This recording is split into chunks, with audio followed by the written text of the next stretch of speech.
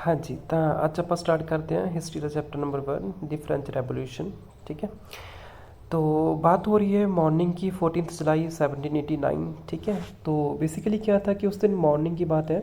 तो city of Paris was in state of alarm. Means की जो सिटी थी फ्रांस की, वहाँ पे बहुत बड़ा खतरा पैदा हो चुका था, एक अलार्म बज चुका था।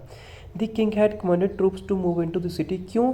क्योंकि जो वहाँ का राजा था उसने क्या बोल दिया था, जो उसकी आर्मी थी, जो उसकी ट्रूप्स थी, उसको बोल दिया था कि आप सिटी में आ जाओ। ठीक है, उसमें सिटी में आर्मी को बुला लिया था। Rumour spread that he would soon order the army to open fire upon the citizens. तो क्या वहाँ पे अफवाहें फैल चुकी थी कि जल्दी ही क्या होगा, जो राजा है वो अपने जो सिटीजन्स हैं उसके ऊपर फायर करवा देगा आर्मी से। ठीक है, some 7,000 men and women gathered in front of the town hall and decided to form a people's militia। तो बेसिकली क्या होता है कि 7,000 लोग मैन और वुमेन उसमें होते हैं, तो वो एक जगह इकट्ठे होते हैं और क्या डिसाइड करते हैं कि हम एक पीपल्स मिलिशिया बनाएंगे। मिलिशिया क्या होता है? लाइक मिलिटेंट होते हैं ना, टेररिस्ट, ऐसे वो भी राजा के साथ फाइट करेंगे। ठीक है, they broke into A number of government buildings in search of arms. तो क्या होता है कि वो क्या करते हैं कि कुछ गवर्नमेंट की जो बिल्डिंग्स होती है उसके अंदर चले जाते हैं। क्यों जाते हैं? क्योंकि वहाँ पे उनको लगता है कि शायद वहाँ पे हमें गन्स मिल जाए, कोई बंदूकें है ना, कुछ भी हमें मिल जाए। ठीक है, उसके चक्कर में वहाँ चले जाते हैं। Finally a group of 700 people marched towards the eastern part of the city and stormed the fortress prison the Bastille, where they hoped to find hoarded ammunition। तो फाइनली बोलते हैं अंतिम में क्या होता है कि कुछ 100 की संख्या में लोग होते हैं, वो कहाँ जाते हैं, जो सिटी होती है उसके ईस्टर्न पार्ट में जाते हैं और वहाँ पे एक फोर्ट्रेस होता है, किला होता है। ठीक है, किले नाम की प्रिजन होती है किले की तरह, जिसका नाम था बेस्टिले। तो वहाँ पे उनको होप होती है, उम्मीद होती है कि वो क्या करेंगे, वहाँ पे हम उन्हें कुछ अम्यूनिशन मिल जाएगा। मीन्स कि उनको कोई गोला बारूद, कोई गन्स वगैरह वहाँ पे उनको मिल जाएंगी। In the armed fight that follow the commander of Bastille was killed and the prisons released, though there were only 7 of them. तो क्या बोल रहे हैं कि उसके बाद जो आर्म्ड फाइट हुई, जो मिलिट्री के साथ जो फाइट हुई उनकी, उसमें जो कमांडर था बेस्टिले का, उसको मार दिया जाता है। और वहाँ पे जो प्रिजनर्स होते हैं, जो वहाँ पे कैदी, जो बंदी बना के लोग रखे होते हैं, उनको निकाल लेते हैं। आल दो बोलते हैं वो 7 ही लोग होते हैं। ठीक है, उनको वो बाहर निकाल लेते हैं, रिलीज़ करवा लेते हैं। Yet the Bastille was hated by all. यहाँ से क्वेश्चन बन सकता है कि जो बेस्टिले था उसको लोग क्यों हेट करते थे, क्यों लोग उससे इतनी नफरत करते थे? Because it stood for the despotic power of the king. क्योंकि जो राजा था उसकी जो डिस्पोटिक पावर थी, जो अत्याचारी राजा था, लोगों पे मतलब कि फोर्सफुली रूल कर रहा था, उसकी पावर का वो सिंबल था बेस्टिले, इसीलिए लोग उससे नफरत करते थे। The fortress was demolished and stone fragments were sold in the markets to all those who wished to keep a souvenir of its destruction। तो क्या बोल रहे हैं, जो फोर्ट्रेस था उसको डिमोलिश को ख़त्म कर दिया गया। ठीक है, और जो इसके स्टोन थे, लोगों ने क्या किया, उसको जो दीवारों में स्टोन थे उसको निकाल लिया और मार्केट में बेचना स्टार्ट कर दिया। ठीक है, किसको? जो चाहते थे कि वो जो स्टोन है वो संभाल के रखे अपनी जनरेशन्स के लिए, कि हमने कैसे जो राजा था, जो विनाशकारी राजा था, उसका हमने उसकी तबाही करी थी। ठीक है, उसका जो मतलब बेस्टिले था, जो उसका किला था, उसको हमने कैसे डिस्ट्रॉय किया था। The days that followed saw more writing both in Paris and the country side. ठीक है, उसके बाद कुछ दिन होते हैं वहाँ पे बहुत ही दंगे होते हैं, राइट्स होते हैं, कहाँ पे? पेरिस में और कंट्री साइड, जो भी ग्रामीण इलाके वहाँ पे होते हैं। Most people are protesting against the high price of bread. Basically क्या होता है कि तभी जो ब्रेड होता है उसका प्राइस बहुत बढ़ जाता है। ठीक है, तो कुछ लोग उसके खिलाफ भी प्रोटेस्ट कर रहे होते हैं। Much later, when historians looked back upon this time, they saw it as the beginning of a chain of events that ultimately led to the execution of the king in France। तो जब historians back मतलब इस time पे देखते हैं तो वो क्या देखते हैं कि एक बिगनिंग थी। किसकी बिगनिंग थी? एक चेन की बिगनिंग थी। ठीक है, जिसमें क्या होता है, जो राजा होता है फ्रांस का, उसकी जो अल्टीमेटली क्या होता है, जो फ्रांस का राजा होता है उसको एग्जीक्यूट कर देते हैं, कि कैसे राजा को मारा जाता है। जहाँ से वो चीज़ें स्टार्ट होती है सारी, कड़ी से कड़ी आगे जुड़ती जाती है और एंड पे आके राजा को मार दिया जाता है। Though most people at the time did not anticipate this outcome, how and why did this happen. ठीक है, तो क्या बोल रहे हैं कि फ्रांस में क्या था कि जो काफ़ी सारे लोग थे वो एंटिसिपेट नहीं कर रहे थे कि ऐसा नतीजा निकलेगा, ऐसा। ठीक है, इसका ऐसा नतीजा निकलेगा। और हम देखते हैं कि ये कैसे हुआ। ठीक है, कैसे हुआ? नेक्स्ट है French society during the late 18th century. ठीक है, तो बेसिकली क्या होता है कि 1774 का टाइम होता है और वहाँ पे रूल कौन कर रहा होता है, लुइस 16। ठीक है, और किस डायनेस्टी का होता है, बॉर्बन डायनेस्टी का होता है, वो किंग होता है। ठीक है, तो वो 1774 में वो अपना गद्दी के ऊपर बैठता है। He was 20 years old and married to Austrian princess Marie Antoinette. ठीक है, तो बेसिकली क्या होता है कि वो 20 साल का होते हैं। ठीक है, और वो जो ऑस्ट्रेलिया की प्रिंसेस होती है उससे वो शादी करता है। Upon his succession the new king found an empty treasury. तो क्या बोलते हैं, जब वो गद्दी पे विराजमान होता है तो वो क्या देखता है कि जो ट्रेजरी थी, जो उसका खजाना था, वो खाली हो चुका था।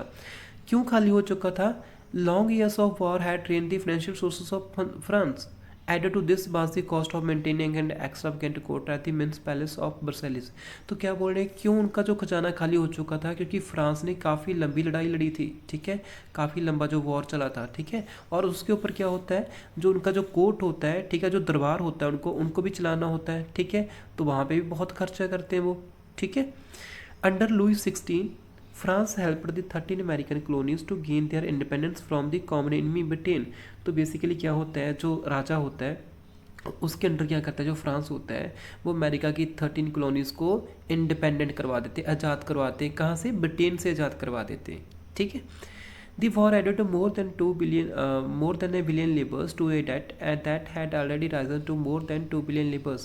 तो लिबर क्या होता है, आपने ध्यान रखना है, लिबर एक करेंसी का नाम है। ठीक है, unit of currency in France that was discontinued in 1794। ठीक है, तो इसको 94 में डिसकंटिन्यू कर दिया गया था। Lenders who give the state credit now begin to charge 10% interest on loans. तो बोले जो लैंडर्स होते हैं, जो पैसा लैंड करते हैं, उधार देते हैं। ठीक है, और उन्होंने अब क्या किया कि 10% इंटरेस्ट चार्ज करना स्टार्ट कर दिया लोन्स के ऊपर। So the French government have plans to spend an increasing percent of its budget on interest payments alone. तो भी क्या होगा, जब इतना इंटरेस्ट बढ़ेगा तो फ्रांस की गवर्नमेंट पे भी बर्डन आएगा। तो अभी क्या करेगी वो, कि जो सबसे ज़्यादा वो पेमेंट होती थी इंक्रीजिंग परसेंटेज, वो अब कहाँ पे खर्चा करने लगी, इंटरेस्ट पेमेंट पे। मतलब काफ़ी ज़्यादा तो उनका इंडस्ट्री था जो चुकाने वाला था। To meet its regular expenses, such as the cost of maintaining army, the court, running government offices or universities, the state was forced to increase taxes।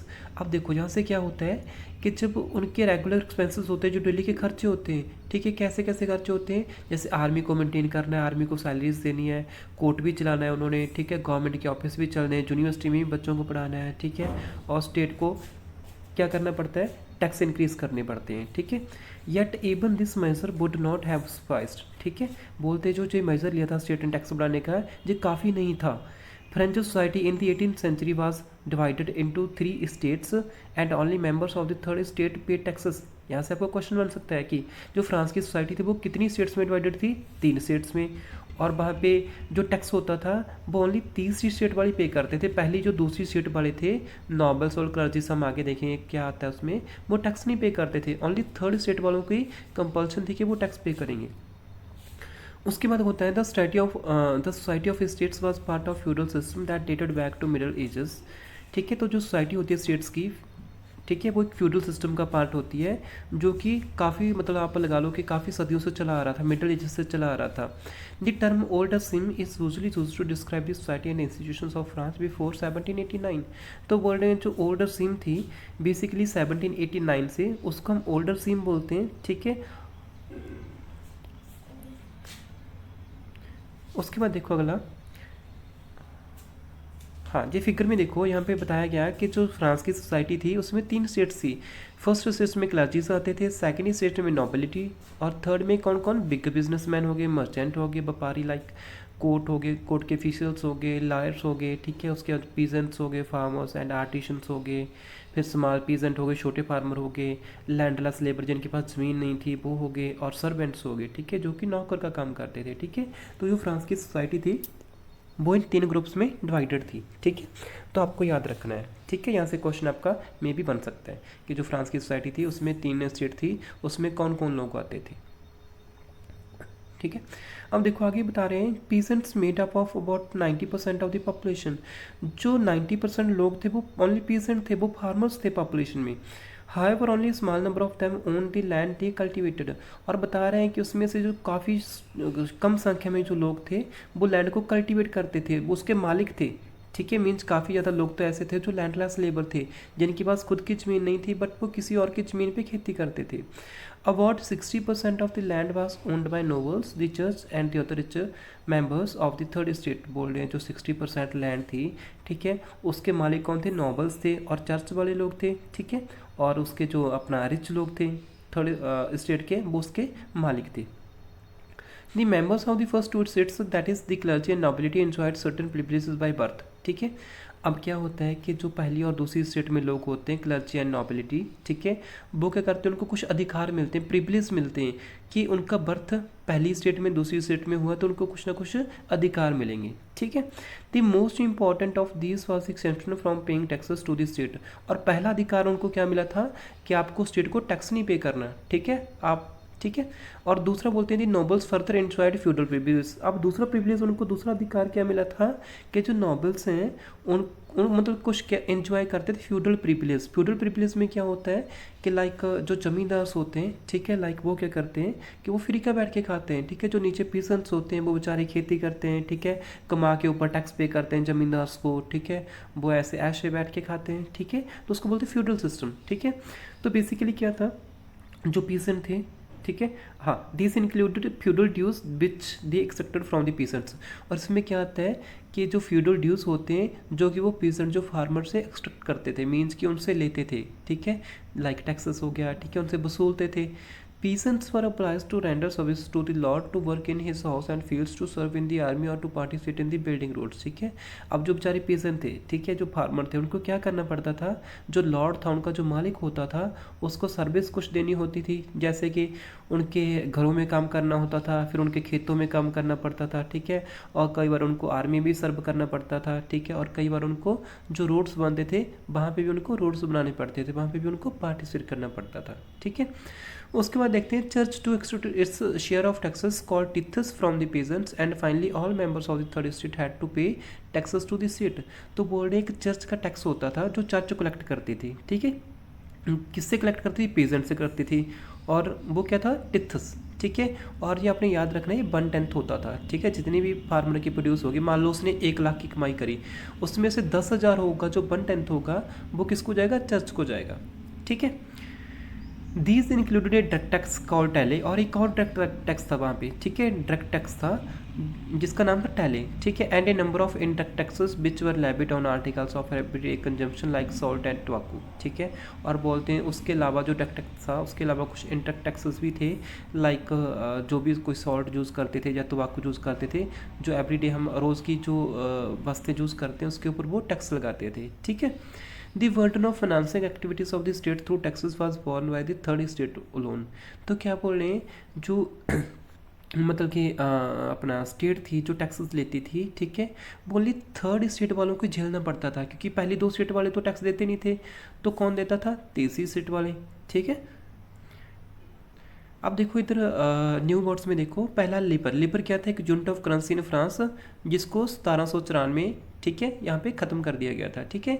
दूसरे में था क्लर्जी। क्लर्जी में क्या होता है? Group of persons invested with special functions in the church, ठीक है। Clergy होते लाइक पादरी होते ना चर्च के, उन्हीं को बोला जाता है, ठीक है, लाइक आप बोल देते कि उसके फादर हैं चर्च के, ठीक है, ऐसे। अगला है टिथ। टिथ क्या था? एक टैक्स था जिसको कौन लगाता था? लेविड मीन्स लगाता था बाय चर्च, चर्च लगाती थी, और उसमें क्या होता था? 1/10 ऑफ द एग्रीकल्चर प्रोड्यूस। जो भी एग्रीकल्चर में मान लो 1 लाख अगर आपने कमाया तो उसका 1/10 मतलब 10,000 आपको पे करना पड़ेगा चर्च को, ठीक है। अगला है टैली। टैली में क्या था? Tax to be paid directly to the state, ठीक है। टैली में क्या था कि जो भी टैक्स होगा वो आप सीधा स्टेट को पे करोगे, लाइक आज होता है ना इनकम टैक्स, मान लो जिसकी इनकम 10 लाख से ज़्यादा है वो कुछ ना कुछ अमाउंट का टैक्स पे करेगा सरकार को, ऐसी टैली था, जिसकी इनकम कुछ होती थी ना तो वो डायरेक्टली स्टेट को कुछ टैक्स पे करता था, ठीक है, डायरेक्टली।